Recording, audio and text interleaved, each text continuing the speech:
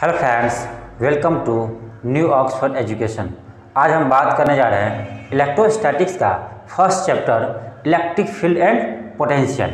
तो आज हम सबसे पहले जानेंगे इलेक्ट्रिक फील्ड के बारे में कि इलेक्ट्रिक फील्ड आखिर होता क्या है। What is a electric field. जब हम किसी चार्ज पार्टिकल को किसी चार्ज डिस्ट्रीब्यूशन के सराउंडिंग में ले जाते हैं तो यहाँ एक्सपीरियंसेस किया जाता है, अनुभव किया जाता है एक फोर्स का। इसका नाम है इलेक्ट्रोस्टैटिक्स फोर्स। तो यह इलेक्ट्रोस्टैटिक्स फोर्स जो उत्पन्न हुआ ना इस रीजन में, इसी चार्ज डिस्ट्रीब्यूशन के कारण उत्पन्न इलेक्ट्रिक फील्ड के कारण। तो इलेक्ट्रिक फील्ड डिफाइन नहीं होता है किसी चार्ज डिस्ट्रीब्यूशन के कारण। इलेक्ट्रिक फील्ड उत्पन्न होता है किसी सोर्स चार्ज पार्टिकल से या चार्ज डिस्ट्रीब्यूशन से। अब कोई चार्ज डिस्ट्रीब्यूशन है, ये मान लो Q, और यहाँ पर कोई पॉइंट P पर एक हम Q चार्ज लेते हैं। तो यहाँ पर देखा जाता है ना कि इस पॉइंट पर इस चार्ज पार्टिकल एक फोर्स लग रहा है। ये पॉजिटिव होगा तो इधर फोर्स लग रहा है। इस फोर्स का नाम भी है क्या? Electrostatics force.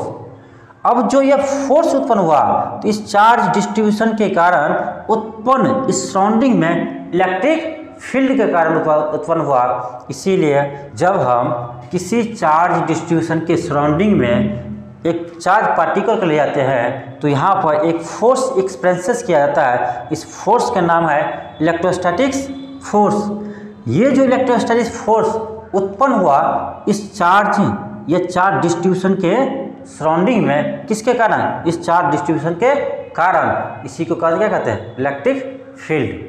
तो आपको आई होप समझ में आया होगा कि इलेक्ट्रिक फील्ड होता है क्या, कहाँ उत्पन्न होता है। किसी चार्ज डिस्ट्रीब्यूशन के कारण इलेक्ट्रिक फील्ड उत्पन्न होता है। तो आप जानते हैं यहाँ कि electric field is defined for some charge distribution. Electric field defined किसके लिए है? सम चार्ज डिस्ट्रीब्यूशन कारण के लिए।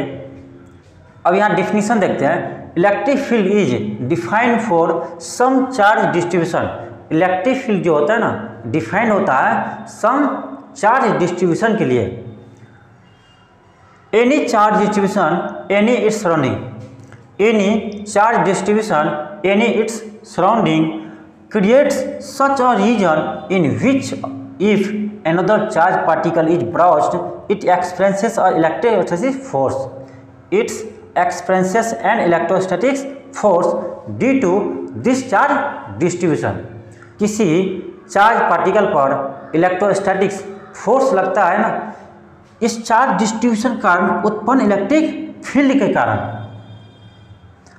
तो किसी चार्ज डिस्ट्रीब्यूशन के सराउंडिंग क्या होता है? इलेक्ट्रिक फील्ड उत्पन्न होता है। इसी इलेक्ट्रिक फील्ड के कारण किसी चार्ज को इसके रीजन में ले जाते हैं ना, इस पर एक फोर्स एक्सपीरियंसेस होता है, अनुभव होता है। इसी फोर्स का नाम दिया है इलेक्ट्रोस्टैटिक्स फोर्स।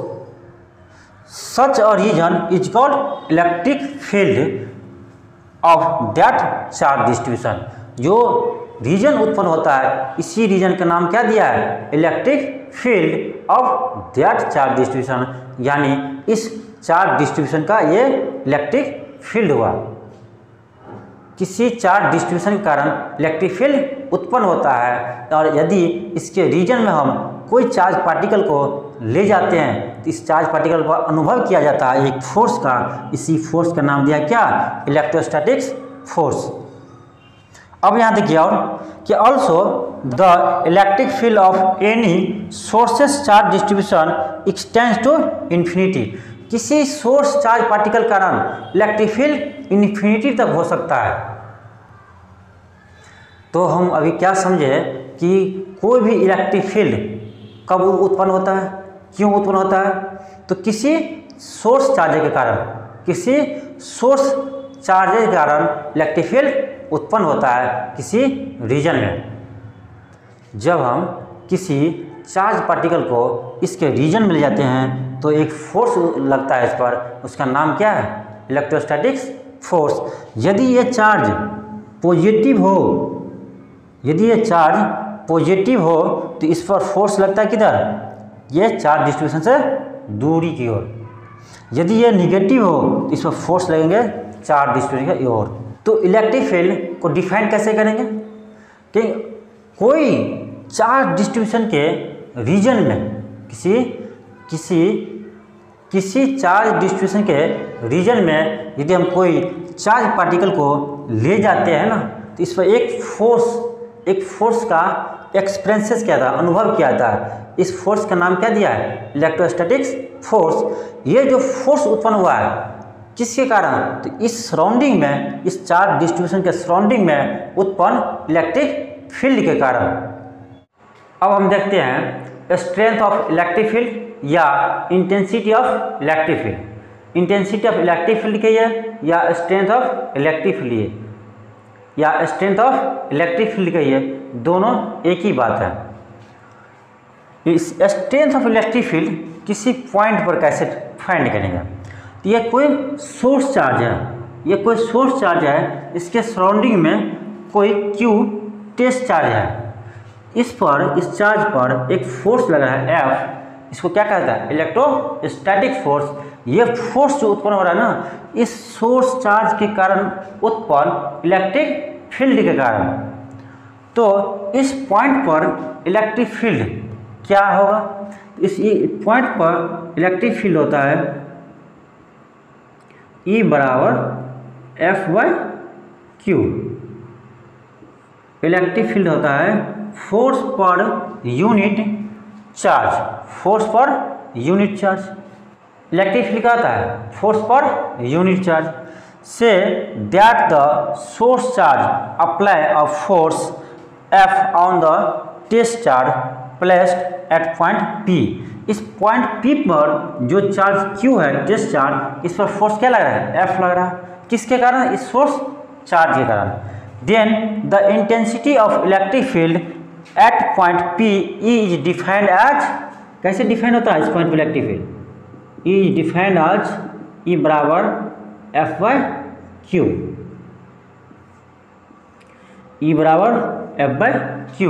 यहाँ से हम कह सकते हैं कि इस पॉइंट पर इलेक्ट्रिक फील्ड क्या है? Force per unit positive charge कहेंगे। क्यों? ये टेस्ट चार्ज हम ले हैं किसको? पॉजिटिव चार्ज को। तो हम इलेक्ट्रिक फील्ड क्या होगा किसी पॉइंट पर? Force per unit positive point charge. अब इसको नोट कीजिए, फिर आगे हम देखते हैं। इलेक्ट्रिक फील्ड यहाँ से क्या आया? इलेक्ट्रिक फील्ड आया फोर्स F/Q। तो यहाँ से हम इंटेंसिटी ऑफ इलेक्ट्रिक फील्ड, ये क्या है? Intensity of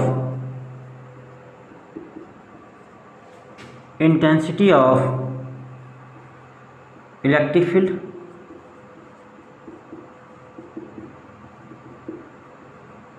intensity of electric field यहाँ पर आपको कहा जाएगा कि SI यूनिट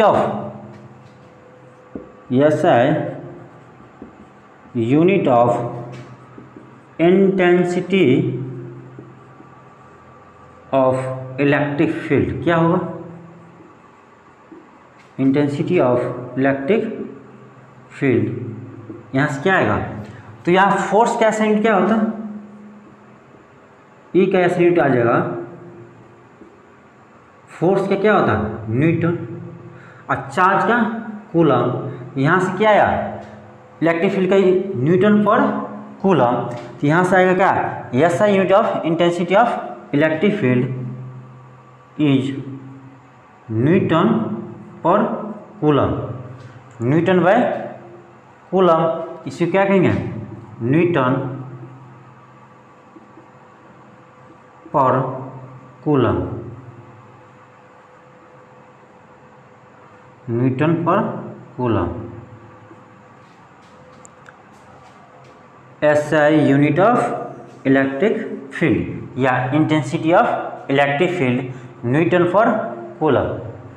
हम इंटेंसिटी ऑफ इलेक्ट्रिक फील्ड को सिंपली कह सकते हैं electric field. Intensity of electric field को हम सिंपली कह सकते हैं क्या? Electric field. या स्ट्रेंथ ऑफ इलेक्ट्रिक फील्ड को क्या कहेंगे? सीधा कहेंगे इलेक्ट्रिक फील्ड को लिखेंगे intensity of electric field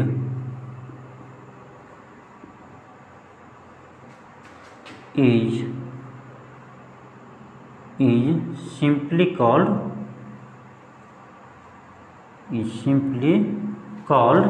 electric field. क्या कह सकते हैं उसको?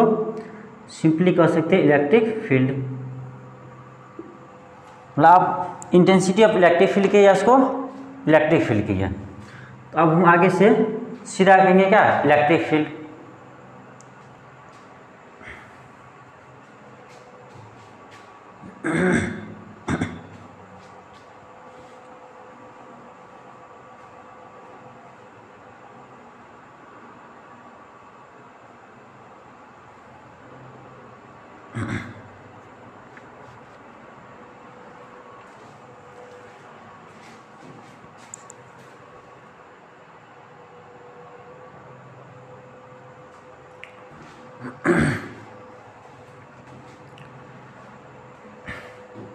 हम देखते हैं superposition of electric field.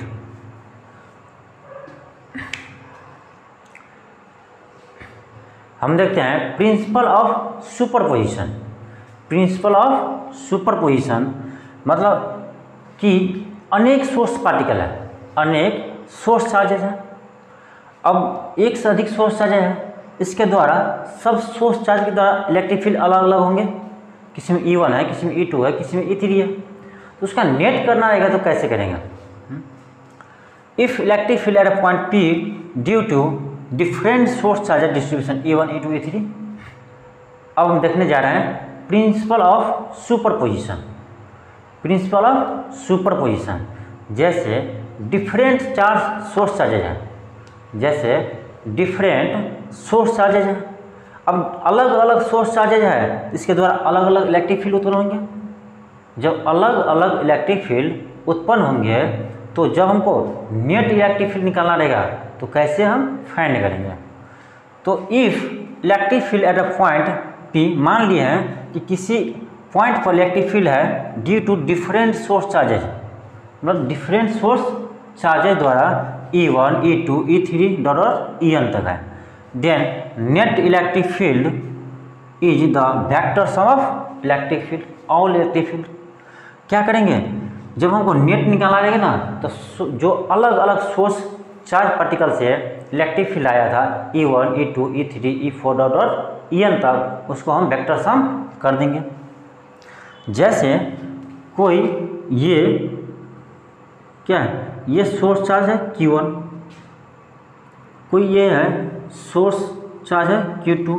Charge distribution यहाँ क्या है? Q1, यहाँ पर Q2। मान लो यहाँ पर Q3 है। अब यहाँ पर कोई पॉइंट ले लीजिए P, पॉइंट P पर, यहाँ पॉइंट P ले लिए, यहाँ पर कोई चार्ज Q लिया है, टेस्ट चार्ज। अब इस चार्ज पॉइंट पर, इस चार्ज पर, इस पॉइंट P पर, इस चार्ज Q पर फोर्स लगेंगे। इस चार्ज डिस्ट्रीब्यूशन के कारण अलग, इस चार्ज डिस्ट्रीब्यूशन के कारण अलग और इस चार्ज के द्वारा अलग। क्यों? ये अपना इलेक्ट्रिक फील्ड उत्पन्न करेंगे, ये अपना इलेक्ट्रिक फील्ड जनरेट करेंगे और ये अपना इलेक्ट्रिक फील्ड जनरेट करेंगे।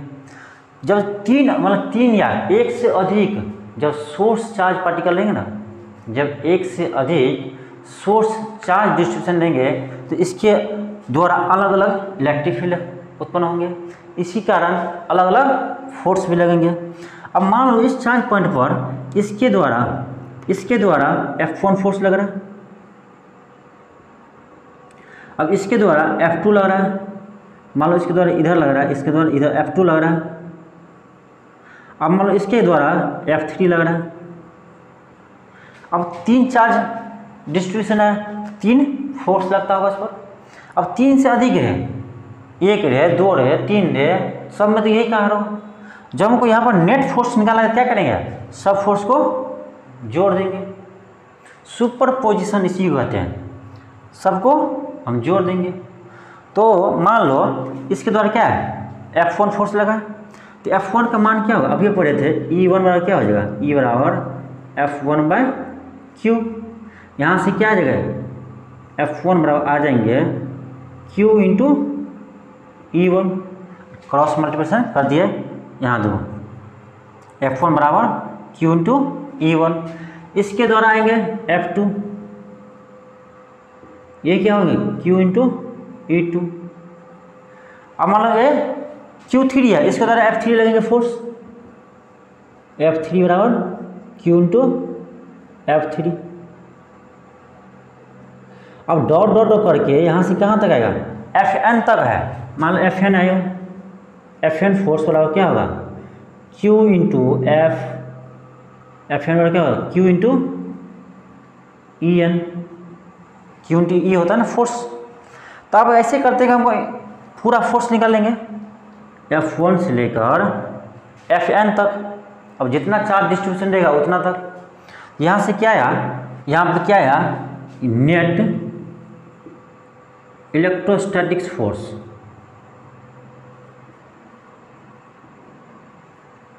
नेट इलेक्ट्रोस्टैटिक्स फोर्स, ये आया F, इसको F मान, ये क्या आएगा, ये आएगा क्या Q into E1 plus Q into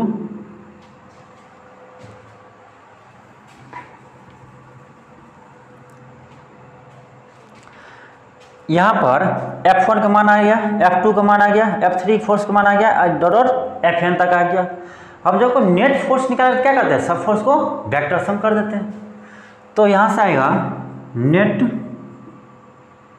electrostatics force है ना, ये इलेक्ट्रोस्टैटिक्स फोर्स, इसको F ले लो। ये क्या आएंगे F1 plus F2 plus F3 dot dot Fn तक। ये सिंपल सम नहीं है, फोर्स वेक्टर है, ये वेक्टर सम है। जब हमको नेट फोर्स निकालना आएगा तो सारा फोर्स को हम वेक्टर सम कर देंगे। तो net force F1 plus F2 plus F3 dot dot Fn तक। अब देखो यहाँ पर इस Q चार्ज पर नेट इलेक्ट्रिक फील्ड मान लो E लग रहा है, यहाँ पर फोर्स क्या हो जाएगा E गुने Q इंटू E। ये होगा क्या, F1 का मान क्या है यहाँ पर Q into E1 plus Q into E2 plus Q into E3 dot dot dot Q into En। तो यहाँ पर नेट फोर्स ये आ गया। अब यहाँ पर देखो आ गया Q इंटू E बराबर, यहाँ देखो यहाँ Q सब में कॉमन है, क्या करेंगे Q कॉमन ले लो, E1 plus E2 plus E3 dot dot dot En तक होंगे। अब यहाँ देखो Q यहाँ भी, Q यहाँ भी, Q Q कैंसिल, यहाँ से आ गया आपको E नेट बराबर इलेक्ट्रिक फील्ड जो नेट है आ गया E1 plus E2 plus E3 dot dot dot En तक। En तक आ गया, यही ना है सुपरपोजिशन। ये क्या है प्रिंसिपल ऑफ सुपरपोजिशन, ये इसका प्रूफ आ गया, ये इसका प्रूफ आ गया। ये क्या है, इसका डेरिवेशन है कि ये कहाँ से आया, कैसे आया। ये जो यहाँ लिखे हैं डायरेक्ट E बराबर E1 plus E2 plus E3 dot और En, इसी का यह क्या है डेरिवेशन है, एक्सप्लेनेशन है। अब यहाँ पर जो ये आया net E1 plus E2 plus E3 dot और En तक, ये क्या है इसी का एक्सप्लेनेशन है। आपको जब कहे इसका एक्सप्लेनेशन करने के लिए, प्रूफ करने के लिए, ये क्या है एक्सप्लेनेशन है। अगर ये कहाँ से आया है, ये जो लिखे यहाँ पर डायरेक्ट E बराबर E1 plus E2 plus E3 dot और En तक, इसी का ये क्या है एक्सप्लेनेशन है। तो आप समझिए कि हमको डिफरेंट सोर्स चार्जेज या डिफरेंट सोर्स चार्जेज के द्वारा जो इलेक्ट्रिक फील्ड होगा वहाँ पर नेट जो निकालना है क्या करेंगे, सबको वेक्टर सम कर देंगे। आई होप आप लोगों को समझ में आ गया होगा, इसको आप नोट कीजिए। अब हम देखते हैं इलेक्ट्रिक फील्ड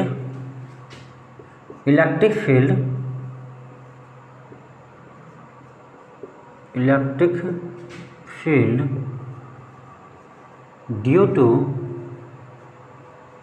पॉइंट चार्ज के द्वारा इलेक्ट्रिक फील्ड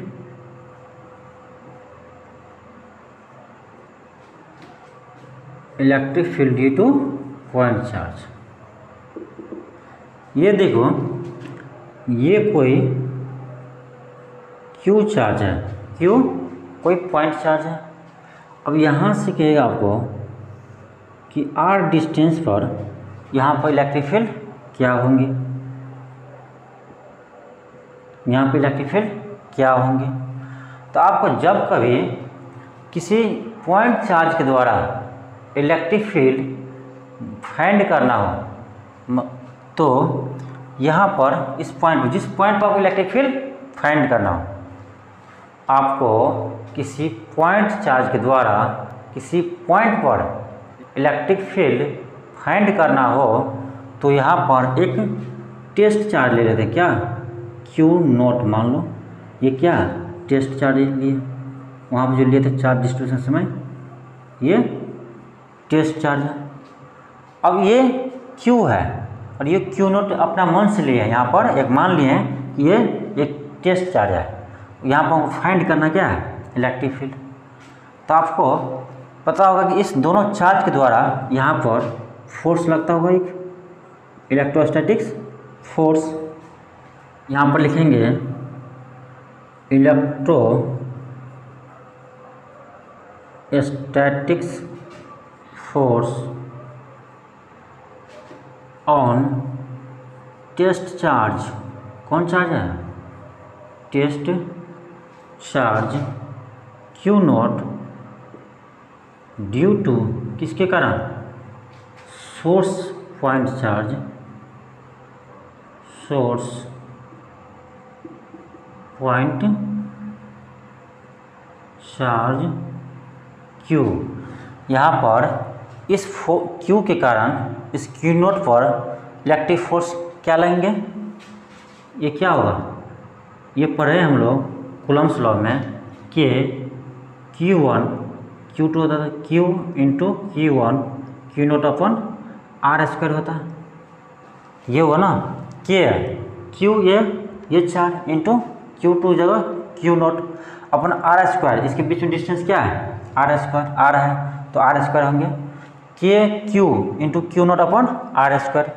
ये तो आपको क्या है, इसका मैग्नीट्यूड आपको पता होगा कि इलेक्ट्रोस्टैटिक्स फोर्स क्या है, वेक्टर क्वांटिटी है। जब इलेक्ट्रोस्टैटिक्स फोर्स का वेक्टर क्वांटिटी है तो उसका मैग्नीट्यूड तो ये आया, तो मैग्नीट्यूड के साथ इसका डायरेक्शन भी होना चाहिए। ये तो मैग्नीट्यूड आया, इसको डायरेक्शन निकालने के लिए क्या करेंगे, इसके सीधे एक यूनिट वेक्टर लिखते हैं। इसको आगे क्या होगा, वेक्टर R/R का मॉड। ये क्या हुआ, ये हुआ यूनिट वेक्टर। अब आप क्लास 11th में फिजिक्स में पढ़े होंगे कि किसी दिशा में यूनिट वेक्टर कैसे लिखते हैं। जैसे इस दिशा में हमको यूनिट वेक्टर लिखना है तो इसको जैसे ए में लिखना है, तो ए कैप होता है, ये होता है वेक्टर A/वेक्टर A का मॉड। ये इसकी दिशा में क्या हुआ, यूनिट वेक्टर। तो हमको इसके दिशा में लिखना है यूनिट वेक्टर, लिख दिया R/R का मॉड। ये तो हुआ क्या, मैग्नीट्यूड, ये हुआ डायरेक्शन। तो electrostatics force on test charge Q due to source point charge Q, इसके क्या फोर्स क्या लगा, K Q into Q0 upon R² into R vector upon R का मॉड। यहाँ से क्या आया, इसको सिंपली लिख सकते हैं K Q into Q0 upon R² into ये क्या है, R वेक्टर है। तो R वेक्टर मॉड को हम सीधा लिख सकते क्या, R लिख सकते हैं। ये आएगा क्या, ये आया इस पर फोर्स, इलेक्ट्रोस्टैटिक्स फोर्स इस पॉइंट पर। So electric field electric field due to source point charge Q at point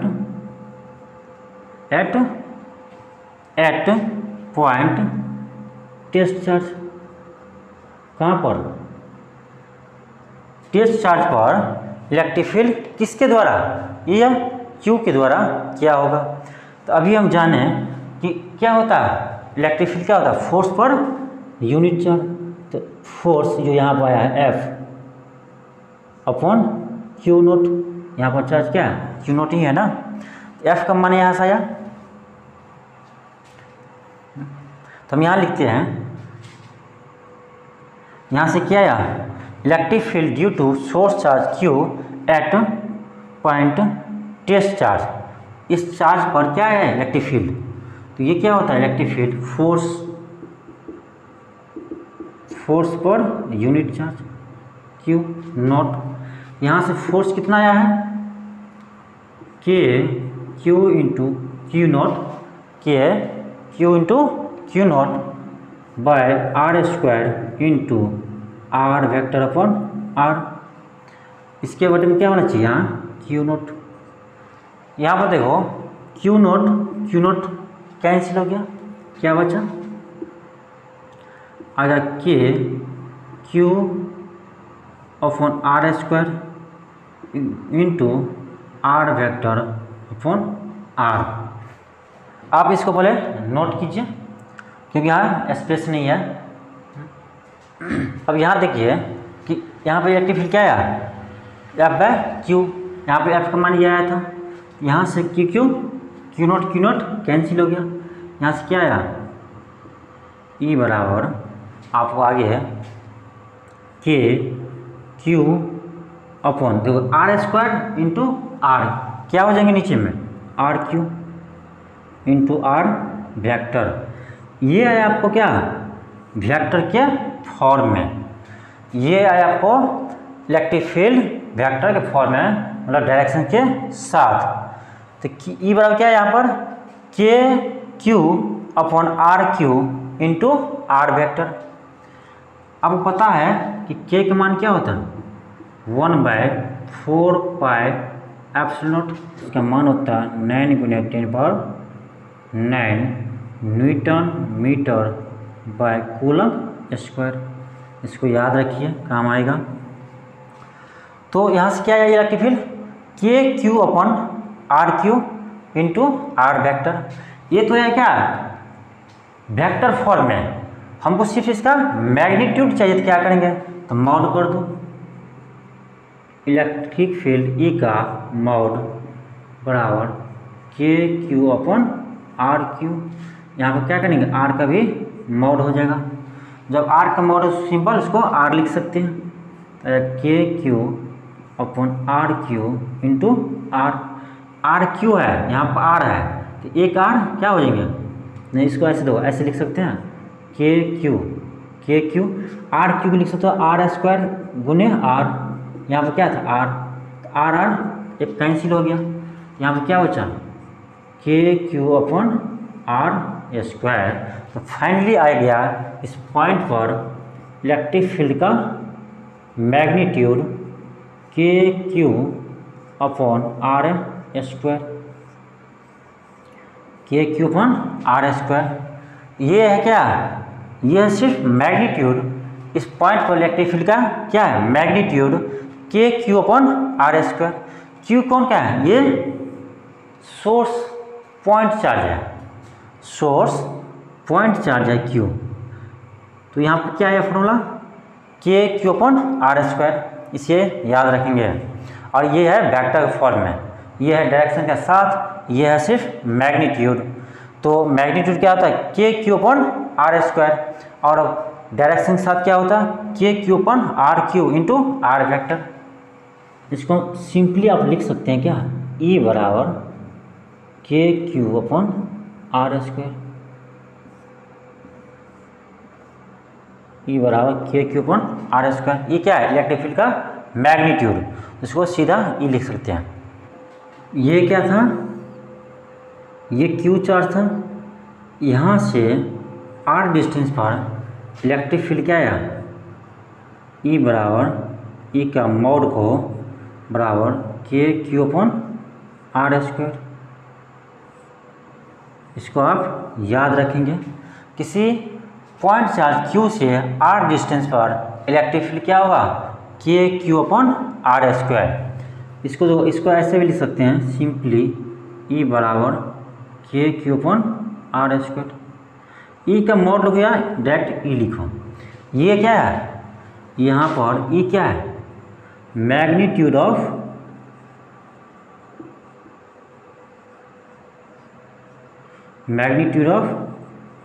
electric field. ये क्या है? इलेक्ट्रिक फील्ड का मैग्नीट्यूड है। तो आर डिस्टेंस पे आया ये वाला के क्यू अपन आर स्क्वायर। अब हम ये देखेंगे कि इलेक्ट्रिक फील्ड का दिशा किधर होगा। क्यों? इलेक्ट्रिक फील्ड क्या है? वेक्टर क्वांटिटी है। ये तो इलेक्ट्रिक फील्ड क्या है? मैग्नीट्यूड है। तो जैसे एग्जांपल में देखिए कि ये पॉइंट चार्ज क्यू है, ये पॉइंट चार्ज क्यू है, लेकिन इसको हम क्या कहें? पहले पॉजिटिव मान लिए। ये चार्ज क्या है? पॉजिटिव है। तो आपको कहें ये चार्ज कोई क्यू है, ये पॉजिटिव चार्ज है। तो ये पॉजिटिव चार्ज है, तो यहाँ से जो इलेक्ट्रिक फील्ड होगा ना, इस चार्ज से दूर होगा, इस चार्ज से दूर की ओर होगा, तो इधर होगा इलेक्ट्रिक फील्ड। लेकिन यदि ये चार्ज नेगेटिव हो, इसका नेचर क्या हो? इसका चार्ज ये क्या हो? नेगेटिव माइनस क्यू हो, तो इसका इलेक्ट्रिक फील्ड इस पॉइंट पर आर डिस्टेंस पर इधर की ओर होगा। किधर? इस चार्ज की ओर होगा। इलेक्ट्रिक फील्ड की दिशा इधर होगा। जैसे वहाँ पर क्या था? सेम चार्ज था, चार्ज का नेचर क्या था? सेम। तो फोर्स क्या होते थे? ये चार्ज एक दूसरे क्या करते हैं? रिपेल करते थे। इसी तरह से यहाँ है, यदि चार्ज क्या है? प्लस में, पॉजिटिव है, तो यहाँ क्या होगा? इलेक्ट्रिक फील्ड इस चार्ज से दूर होगा। यदि निगेटिव है, इस चार्ज की ओर होगा। इस चार्ज ये पॉजिटिव है, तो इलेक्ट्रिक फील्ड इससे दूर होगा, और यदि निगेटिव है तो इसके ओर होगा। चार्ज जो निगेटिव है इसी की ओर इलेक्ट्रिक फील्ड होगा। तो हमको यहाँ से तो मैग्नीट्यूड आ जाएगा, यहाँ से हम दिशा भी दिखा सकते हैं किसी इलेक्ट्रिक फील्ड का, कि दिशा इलेक्ट्रिक फील्ड का किधर होगा। जैसे ये चार्ज 2q प्लस में है, ठीक, इसके द्वारा इस पॉइंट पर गए इलेक्ट्रिक फील्ड r डिस्टेंस है, इलेक्ट्रिक फील्ड क्या होगा? इलेक्ट्रिक फील्ड का मैग्नीट्यूड पूछे क्या होगा? के क्यू, तो क्यू की जगह क्या है? 2q चार्ज है, तो 2q बाय यहाँ डिस्टेंस क्या है? r है, तो r स्क्वायर। यहाँ से क्या आ गया मान? ये बराबर के 2k Q upon are square. ये देखो क्या है? इलेक्ट्रिक फील्ड का मान आ गया। ये तो क्या है? मैग्नीट्यूड आ गया। लेकिन इस पॉइंट पर इलेक्ट्रिक फील्ड की दिशा किधर होगा? यह क्या? पॉजिटिव में। जब पॉजिटिव में है तो इससे दूर होगा, इसमें मतलब इलेक्ट्रिक फील्ड की दिशा यहाँ पर इधर की ओर होगा। यदि यही निगेटिव रहता, यही चार्ज निगेटिव रहता, ये मान लो ये 2q है लेकिन माइनस में है, ये माइनस। अब तो यदि यही चार्ज निगेटिव रहता, जैसे ये चार्ज माइनस 2q है, यहाँ से r डिस्टेंस पर, यहाँ से r डिस्टेंस पर इलेक्ट्रिक फील्ड का मैग्नीट्यूड पूछे तो क्या होगा?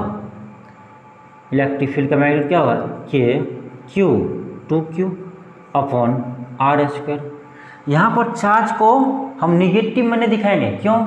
इसका मैग्नीट्यूड पूछ रहा ना, तो मैग्नीट्यूड तो निगेटिव में नहीं होता। तो यहाँ पर इलेक्ट्रिक फील्ड का मैग्नीट्यूड क्या आया?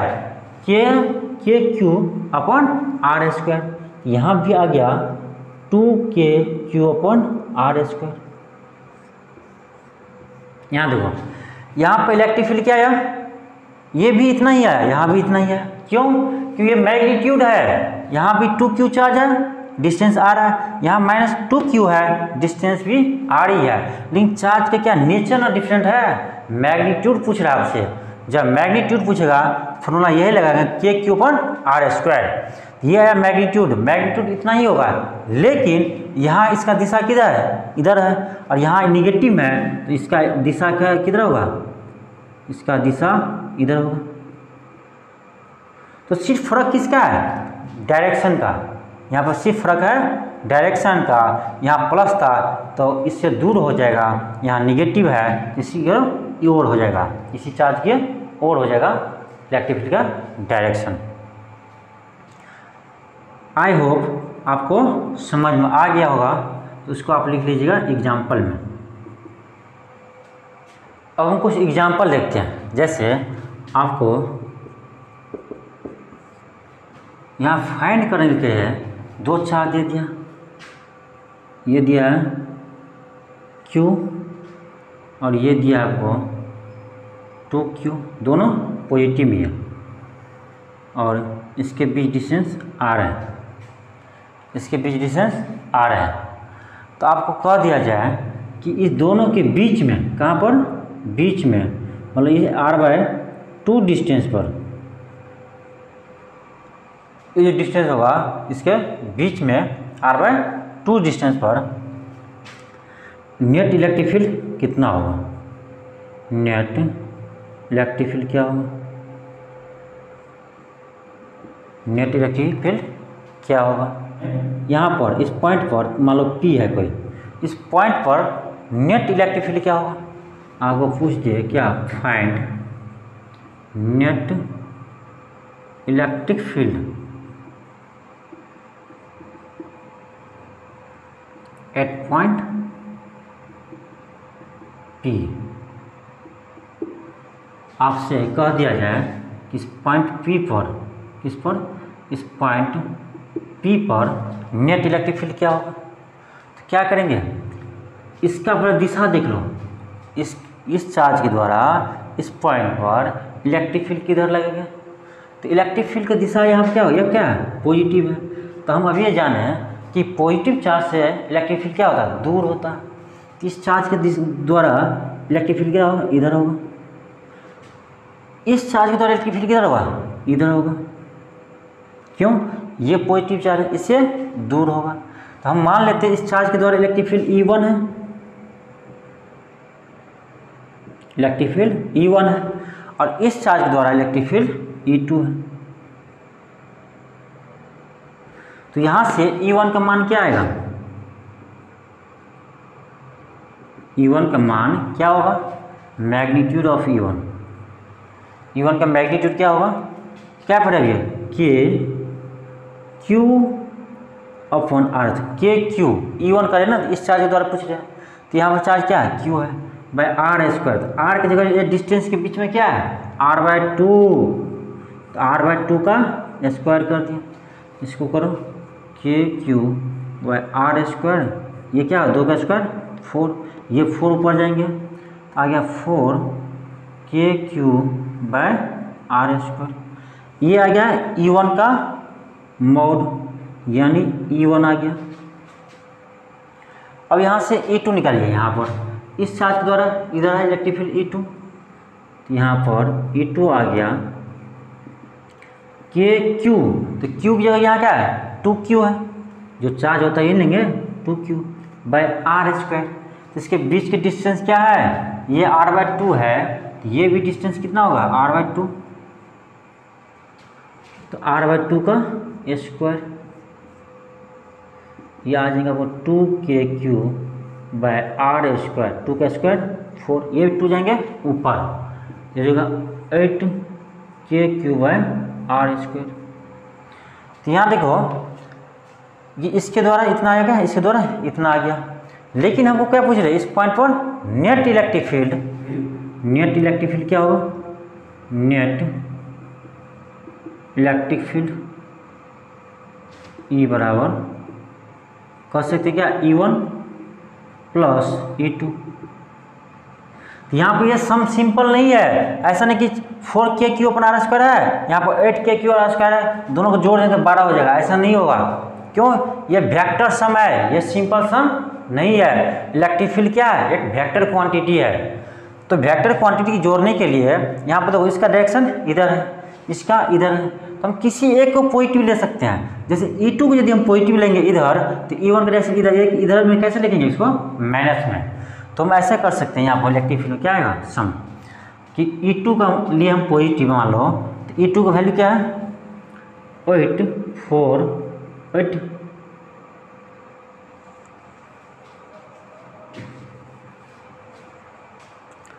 E2 को यहाँ मान क्या है वैल्यू? 8k/r²।